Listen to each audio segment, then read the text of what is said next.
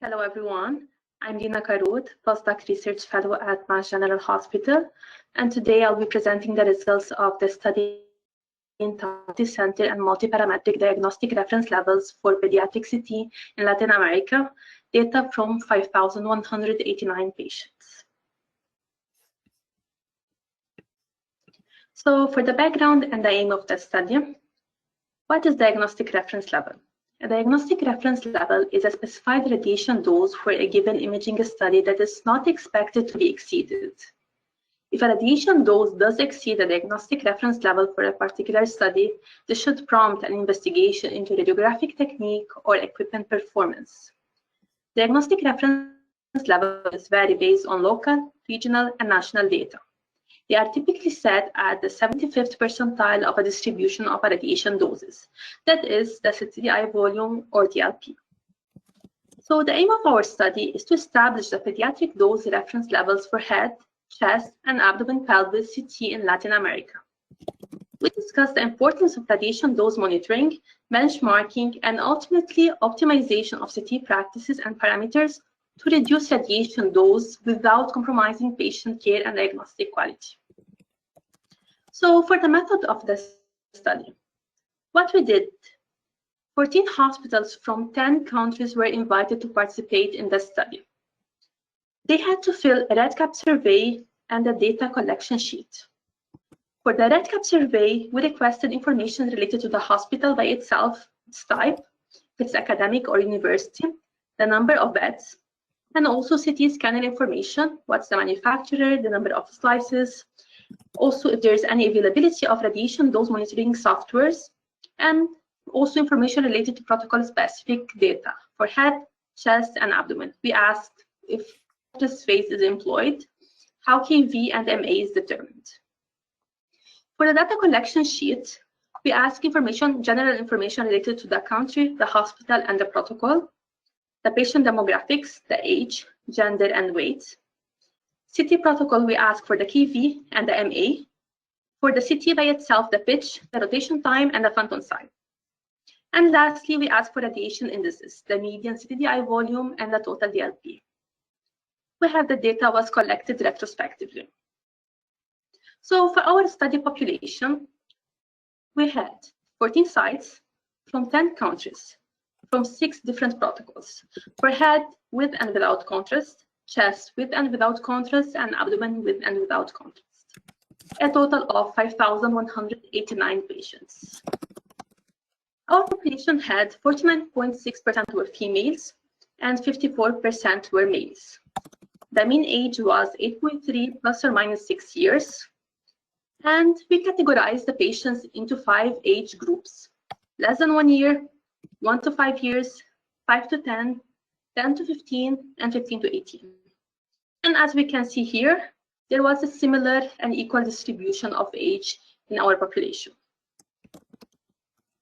Here, this map represents the map of Latin America, showing the sites that participated in our study. We have that Honduras, Panama, Argentina, Chile, Bolivia, Peru, Mexico, and Ecuador had 1 site participating. Colombia had 2 sites, and Brazil had 4 sites.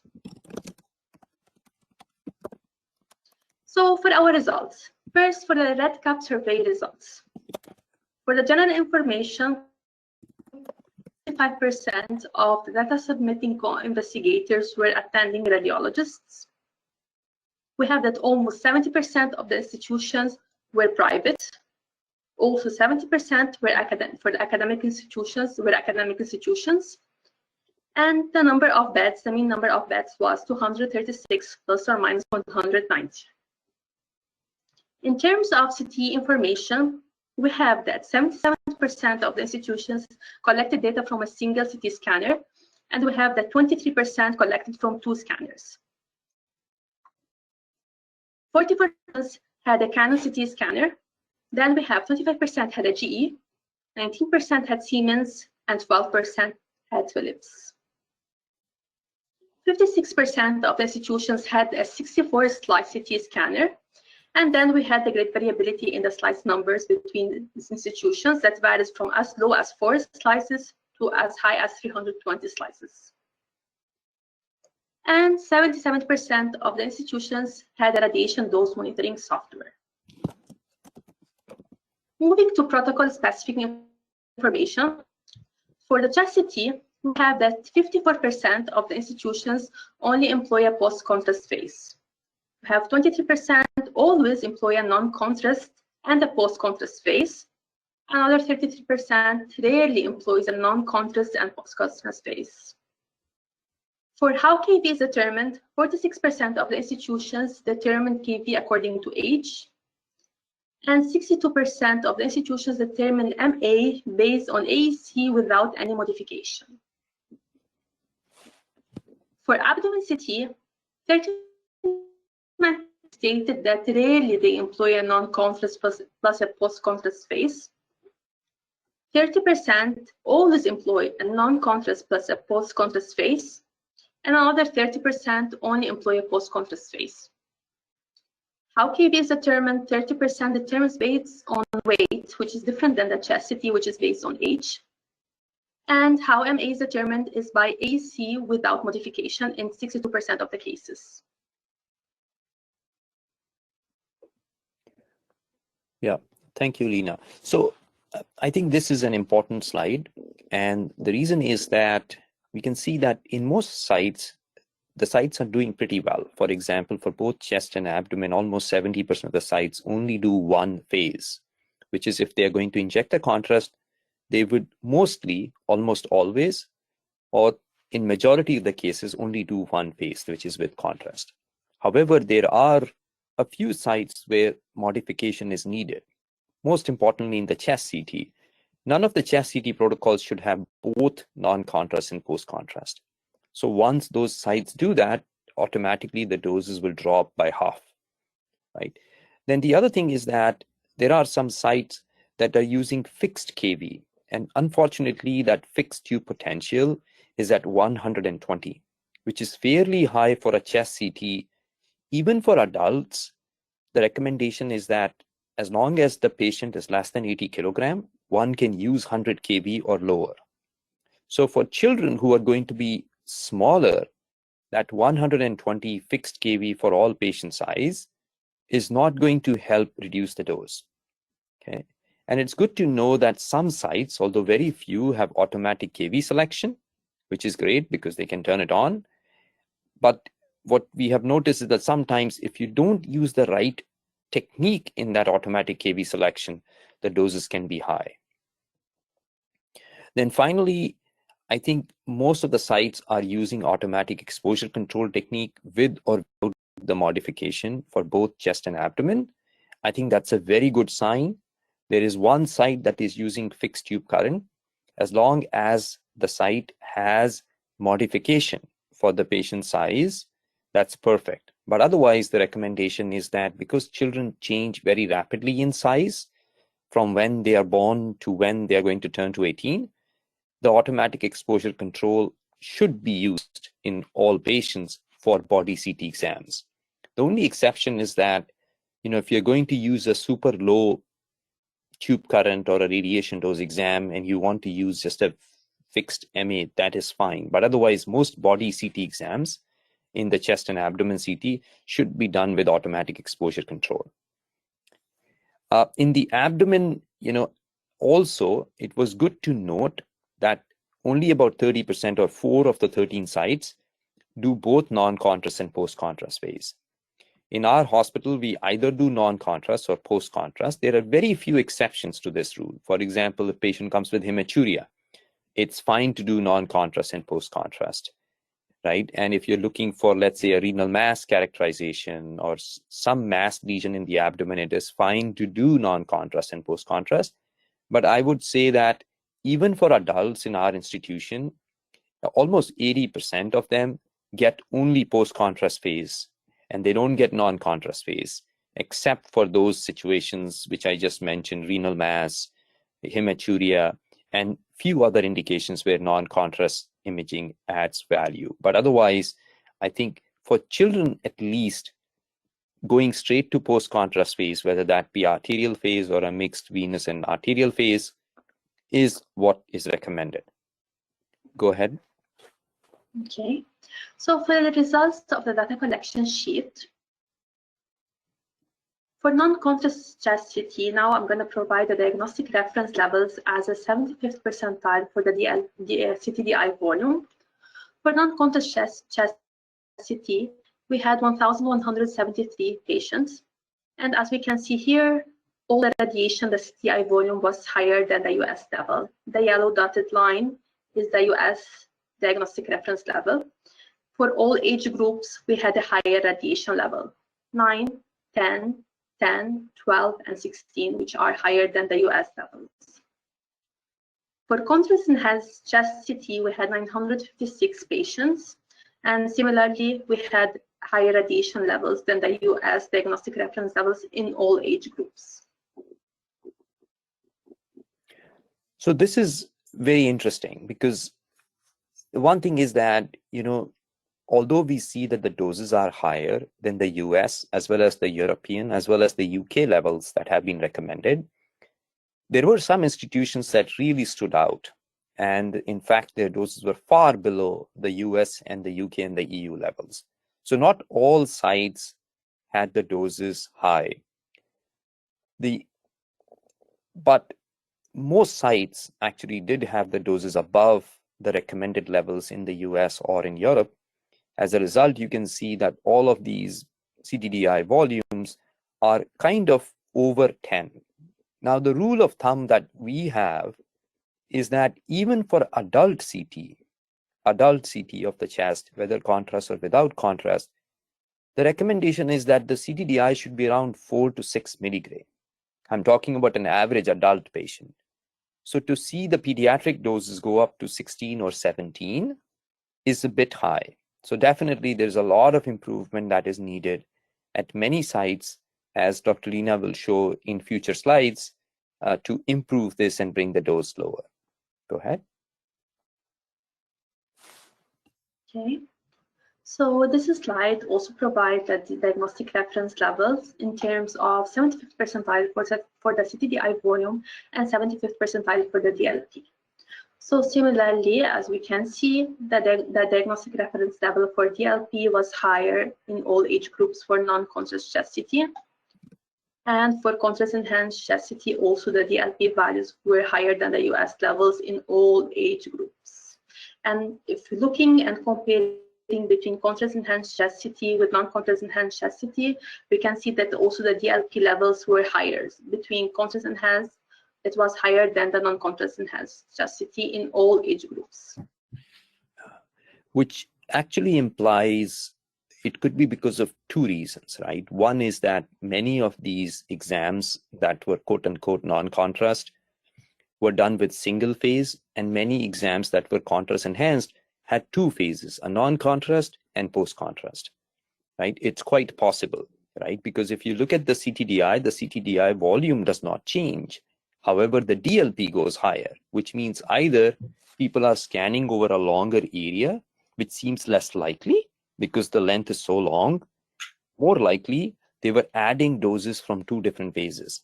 And that is a problem when we are doing DRL-related studies, that we are not supposed to add the doses of two phases. We are supposed to record them separately so that they can be assessed for the number of phases and the variations among the phases. A good question came up, that should the optimization be based on clinical indications in this? My answer to that is that for the chest CT, regardless of the indication, the doses should stay between that 4 to 6 milligrams and should not go beyond that for the CTDI volume. It should always be a single phase. For the abdomen CT, it makes a lot of sense to actually have the doses based on clinical indication, because that would decide how many times are you going to scan the patient, in what phase are you going to scan the patient, whether or not you're going to get the delays or not. But for the chest CT, in most situations, I think that we should be very cognizant that the doses need to stay, first of all, in single digit CTDI, and then there should be one phase. The other thing that I would like to point out from this is that normally a non-contrast CT is harder to read because there is less contrast. All the soft tissue look the same. When we're giving contrast, we could actually use the advantage of lower kV and be able to reduce the dose while keeping a very good image quality. So I think that's something that one should not overlook. So what I would have expected should be that the doses, the post-contrast should either be similar to non-contrast or be slightly less than the non-contrast because of the additional gain in the image quality with contrast injection. Go ahead. So this bar graph shows the most frequently used kV for chest CT per age. For the non-contrast chest CT, and for patients between 1 and 10 years, we have that 100 kV was most commonly used. And for patients between 10 and 18 years, 120 kV was most commonly used. For contrast-enhanced chest CT, for patients between 1 to 5 years, 80 kV was most commonly used. For 5 to 10 years, 100 kV. And from 10 years to 18 years, 120 kV was most commonly used. Yeah, and again, as I said, as long as the patient is up to 80 kilogram or so, one can and should use preferably a kV of 100 or less than 100 kV. Okay, so that's number one. Second is that the technology can help in the sense that we can set the automatic kV adjustment or selection to a range between 80 to 120 or 80 to 100 kV, so that even when we are using the automatic kV selection, the kV doesn't exceed that level. Okay.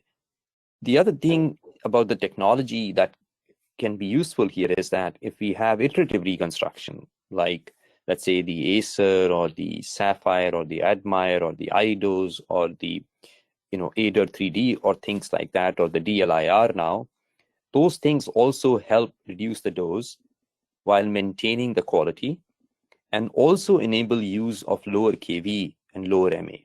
So the technology has a very powerful influence. And the other thing about the technology is that on a particular scanner, you can use either a wide area detector coverage, or you can use very high pitch, which is non-overlapping, to reduce those, to also make it a very fast scan and avoid motion artifacts and any repetitions because of that. It's also very good to note from this slide is that quite a few places actually, at least a handful of places were able to drop their kV to 70, right? Which basically means that you get the best benefit of giving contrast to the patient, as well as be able to reduce the dose. Go ahead. So this bar graph shows the 75th CTDI volume for chest CT without contrast per CT manufacturer. We wanted to see if there is any difference in radiation levels between the type of the CT scanner. And as we can clearly see here, GE had the highest radiation level, followed by Philips, then Canon, and then Siemens. And this difference was significant. Yeah, we have in the past observed that the scanner vendor has a profound influence on the radiation dose that we get. So some manufacturers, have great protocols, great support system, and perhaps the institutions that select those scanners have a better understanding or a better, hold on the protocol modification. So there's a lot of factors that go into it. So while we cannot choose many times, what scanner are we going to get, I think regardless of the vendor that we have, the scanners do have some similar capabilities, and using them optimally can help address this huge variation. There's almost like a 5-fold variation from Siemens to, let's say, the other company in red, right? And that should not be the case. Given that all these vendors share technologies between each others, they pretty much, except for Philips, all the others have automatic kV selection. All of these 4 vendors have iterative reconstruction technique. All of these 4 kind of vendors out there have, let's say, 4 centimeter or higher coverage per rotation. So there is really no reason that the doses should be this variable. And it actually emphasizes the need for doing some protocol modification for optimizing the dose. Go ahead. So also this bar graph shows that the 75th percentile for the CTDI volume for chest CT with contrast per CT manufacturer, and it was similar. We had the highest radiation level at GE, followed by Canon and Siemens.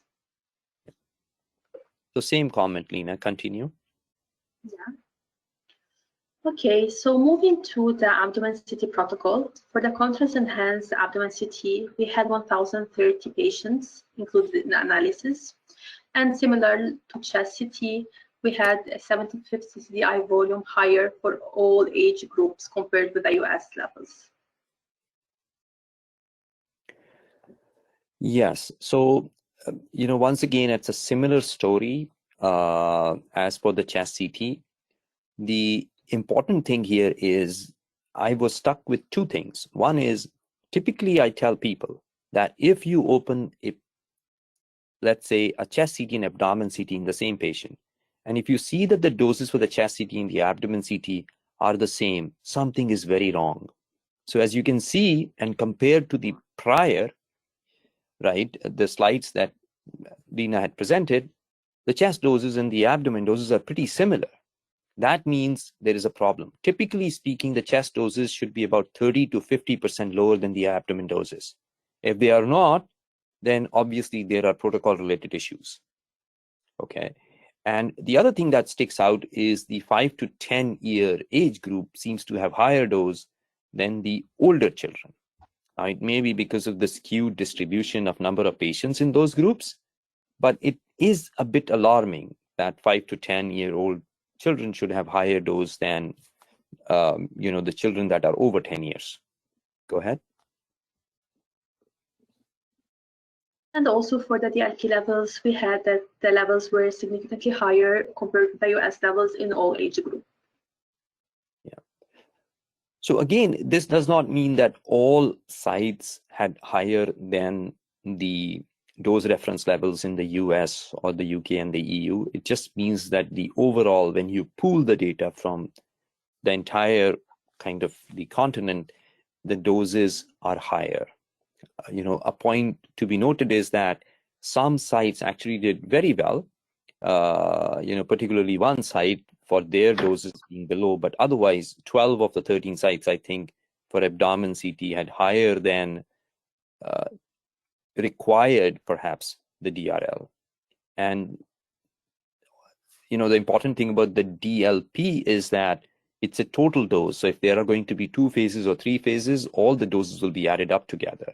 And some of the very high doses might be a reflection of the sites that do non-contrast and post-contrast, both the CTs phases in an individual patient. So this bar graph shows the most frequently used kV for abdomen CT per age. We have that from patients between 1 and 10 years, 100 kV was most commonly used. And for patients between 10 to 18 years, 120 kV was most commonly used. Yeah, I mean, typically most sites for the abdomen CT do use 100 or 120 kV. So these are not unexpected. The only thing that is unexpected is that for small children, let's say, less than 10 years of age, the use of 130 kV is a bit excessive. So that could lead to higher than needed radiation doses. Go ahead. And also this bar graph shows the CTDI volume per abdomen CT with contrast per CT manufacturer. And similar to chest CT, we can see that there was a significant difference in radiation levels between the different manufacturers of CT scanners, with GE being the highest, followed by Canon, and Siemens having the lowest. And, to be honest, GE and Canon make wonderful scanners. However, the way that we use them sometimes can lead to this variation in radiation doses. So I think it's important to keep in mind that the scanners are different, but yet the capabilities and the expertise that we can put into use can make the doses similar. It doesn't have to vary by 4-fold. Go ahead. Okay, so now we're going to provide some examples of some sites that actually had really good radiation levels and some sites that had very high radiation levels. So starting with a site that had great radiation levels, the anonymized site, but it was the site that had the best protocol from all the 14 participating sites. It actually had a lower radiation levels compared with the US levels. We have this table is the US diagnostic reference level. This is our reference. And this is the table that from the data from institution A. And as you can see in green color are the doses that actually were less than the US levels, which is actually in all age groups for non-contrast chastity and contrast enhanced chastity, except for the DLP between 10 to 15 years. So actually this site had really good radiation levels in terms of chastity.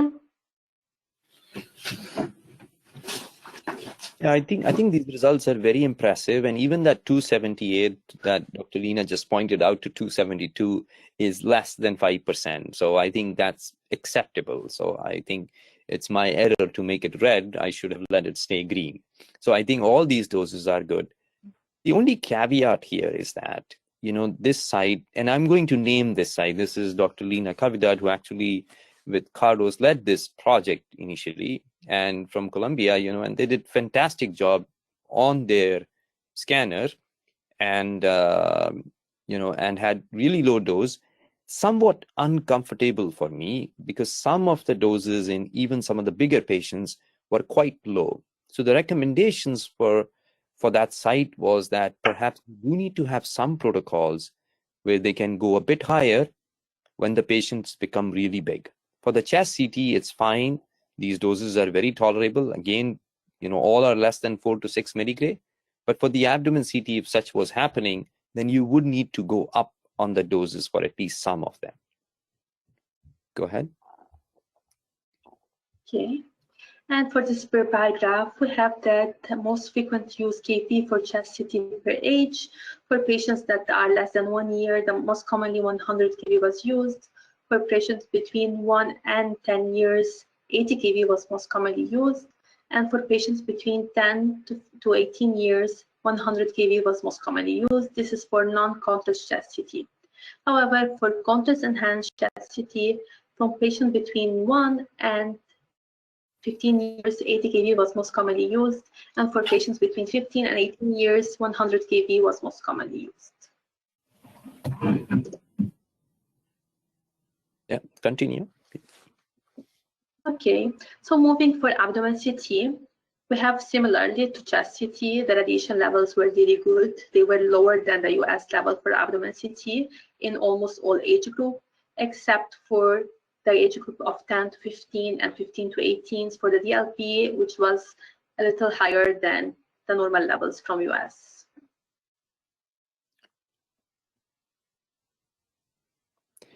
Yeah, so I think with the older children, I have a suspicion that some of these scans were either multi-phase exams and the DLP was added up, and that's why the doses were a bit higher. Because if you look at the 4 milligray giving you 436, that's almost 110 centimeters of the abdomen, and the abdomen doesn't have that long of a width, even if that child happened to be super long, right? So most likely this is happening because some of the indications here were requiring a multi-phase exam, either arterial venous or non-contrast, post-contrast, or they required delays. But the doses still, in my opinion, are reasonable given that the CTDI volume are so good, you know. So all of these protocols are really nice, and they take advantage of the low kV. Now, Lina, if you go couple of slides back to that kV chart, I wanted to show something in the institution A, which is really nice. Go back one more. Yes. So if you look at this, you know, you remember that I said that for post-contrast CT, because you're giving contrast to the patient, your doses can be actually lower than the non-contrast. And one of the way that you do that is by reducing the kV. As you can see that the kVs here are lower for post-contrast as compared to what they are for non-contrast. And that just stresses the point that when you have contrast on board, your doses can be lower for chest CT as compared to the non-contrast chest CT. Now, the reverse may not be true for the abdomen, okay? And the reason is in the abdomen, you are looking for low contrast structures in the liver or the kidneys or the spleen. So there, the non-contrast and the post-contrast are typically similar doses, okay? Except when you're doing a CT angiography. For arterial phase abdomen, you can drop the kV and the dose as compared to the venous phase because you're looking for high contrast in the arterial, like blood vessels or arterially enhancing lesions, where low kV makes most sense.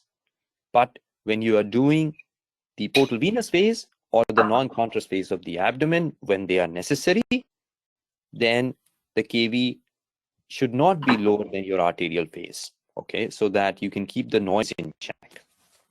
Go ahead.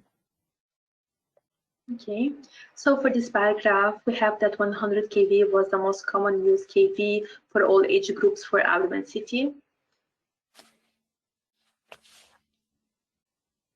And now we're gonna give some examples of the institutions that had the highest radiation levels. So for institution B, starting for chest CT, here is the US levels table, the blue table shows contrast chest CT and contrast enhanced chest CT.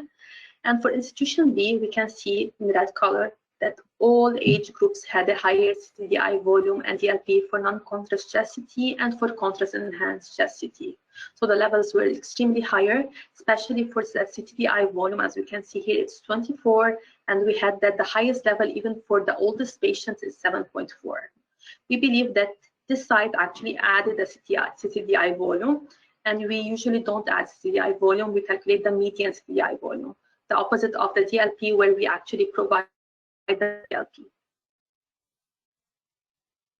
Yeah, so there's I think there are many factors that led to these higher doses. One, as Dr. Reena correctly pointed out, the CTDI volume were added together for multiple phases, but that itself is worrisome because for the chest CT in children and adult, I would say 95–99% of them should be one phase only, right? So even if you slash, let's say, one phase out of this equation and make it a single phase chest CT, the doses that you will get is around 12 to 13 milligray, which would still be higher than most doses elsewhere in the US or UK or European Union for that matter. So I think few things are important, that when the child is less than 5-year-old, you basically use 80 kV. Over 5 years, you can go to 100 kV, or you can use weight-based, or better still, you can use automatic kV selection. Again, the most important benefit will come by not doing multi-phase exam, because that would cut the dose to half to start with. And then the rest of the benefit will come from using the proper kV, making sure that the automatic exposure control technique is used. This was a Siemens site, basically. So that's why I said CARE dose 4D should be used. And I think the important thing is that the sites that have higher than needed doses need to have a post-it where they have either the European Union or the US DRLs mentioned as a chart there, so that every time the technologists look at these super high doses, they can actually look at the chart there and make sure that their protocols are within, let's say, 10 to 20% of the DRLs that other sites elsewhere in the world are using. And they are not 20-fold higher, like in some of the cases, as is shown here. Go ahead, Lina. So in terms of the most commonly used kV for chest CT in this site, we have that for all age groups for non-contrast chest CT, 130 kV was used. And for contrast enhanced chest CT for patients between 1 and 5 years, 130 kV was used. And for patients between 5 and 18 years, 110 kV was used. This is very disturbing to see that, actually, to see that 130 kV be used for children that are less than any age group. In fact, I would not use it for even adults, basically 130 kilogram, 130 kV for, maybe for somebody that weighs 120 kilogram or something like that, it may be ideal. It may also represent some error in recording, because even the children, as you can see on the post contrast, CT, 130 for smaller children and use of 100 kV for, let's say, older children. So there may be some error in even recording of these doses. And, ultimately, maybe these data need to be removed, because otherwise, because the site did contribute a few hundred cases, so the data can get skewed very easily. Go ahead. So moving to the abdomen CT protocol of institution B, similar to chest CT, we had higher radiation levels in all age groups for contrast-enhanced abdomen CT compared to the US levels. And also the CTI volume were extremely high, so also believe the CTI was added here. And for the DLP, it was also extremely higher. Yeah, again, I think similar comments to what I said before, that for smaller children, use lower kV, use automatic exposure control technique, have a posted record of the DRLs that other sites in the US or EU are using, and then make sure that when you do kind of scan the child, that you are within 10 to 20% of the DRLs that other sites are using. It's very, very important. And the other thing is that multi-phase CT seems to be very, very predominant in this site. Maybe they are doing 2 or 3 phase CT for every single person or child that they are scanning, and that's why the doses are even 10 to 10-fold higher. Go ahead, Dina. Okay. So for the most common kV used for abdomen CT for all age groups, we have that 130 kV was used in all age groups, so similar to the chest. Go ahead. So now we're going to give an example of another institution that also had a higher radiation doses compared with the US. They were better than institution B, but still they were higher than the normal levels. So for the chest, non-contrast chest CT and contrast chest CT, this institution had a radiation level higher in all age groups in terms of CTDI volume and DLP.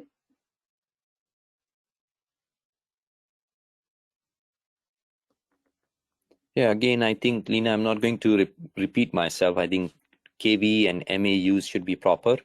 Go ahead. And the most frequently used kV institution was 80 for less than 1 year. From 1 to 5 years, it was 90 and also for 5 to 10 years. And from 10 to 18 years, it was 120 for non-contrast chest CT. For contrast-enhanced chest CT, for patients less than 1 year, it was 80. For patients between 1 to 10 years, it was 90. And for patients between 10 to 18 years, it was 120. So it was similar between non-contrast and contrast-enhanced CT. They didn't change anything. But it's at least promising that this site seems to use some kind of a structured approach by age to change their kV, make it more when the child becomes larger, and have it at a lower level when the child is smaller. So it's promising. Okay. And moving to the abdomen CT, similar to chest CT, the radiation levels were high in all age groups for the CTDI volume and DLP. And I think clearly there is something is wrong here in the DLP column for 10 to 15. It cannot be 16,607. So my apologies for that. But I think, but it indicates that even if it's a 1607 number, this indicates that this was multi-phase CT protocol. Otherwise you would not have such a long length of abdomen, and therefore the doses were added up. So there is some data contamination here, because the CTDI and DLP are all added up, and we do not know how many times the patient was actually scanned, which is disturbing because most of the abdomen CT in children should also be 1 or 2 phases. And even when you need to do 2 phases, you shouldn't be scanning the whole of the abdomen twice. Rather limit yourself to certain parts. And then use modification of the scanner protocol so that 2 phases doesn't mean 2 times higher dose? Go ahead. So in terms of the most commonly used kV, for patients less than 1 year, 80 kV was most commonly used. 1 to 5 years, 100 kV. From 5 to 10 years, also 100 kV. 10 to 18 years, we had that 120 kV was the most commonly used. So now we're going to provide the radiation doses per site for less than 1 year patients. For chest, so for chest CT, we can see that only 3 sites had a good doses of radiation, and the rest of the sites, they had higher radiation levels compared with the US levels. And similarly for the abdomen CT, only 3 sites, they had good radiation levels, and the others, they had the higher radiation levels. Yeah, continue, Lina. For patients between 1 to 5 years, similarly, only 3 sites had good radiation levels, and the rest had higher radiation levers. And for T, only 2 sites had normal radiation levels, and the rest had higher radiation levels. Yeah. So for patients between 5 to 10 years, only 1 site had a normal radiation level, and the rest had higher radiation levels. For chest and for abdomen, similarly, only 1 site had a normal radiation level, and the rest had a higher radiation level. For patients between 10 to 15 years, similarly, only 1 site had a normal radiation level, and the rest had higher radiation levels. And for abdomen, only 1 site also had the normal radiation level, and the rest had higher radiation levels. So as we can see, the majority are having higher radiation levels compared to the US levels. And for patients between 15 to 18 years, this was average. We have half of the sites had good levels and half had higher levels. For chest and for abdomen, only 1 site had a normal level, and the rest had higher levels.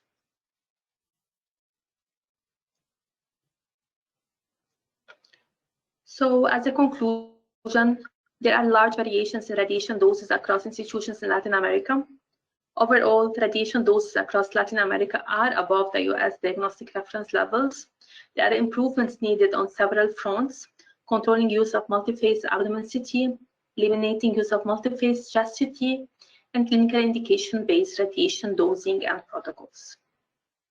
Thank you. Happy to hear any questions. Thank you, Lina. Thank you.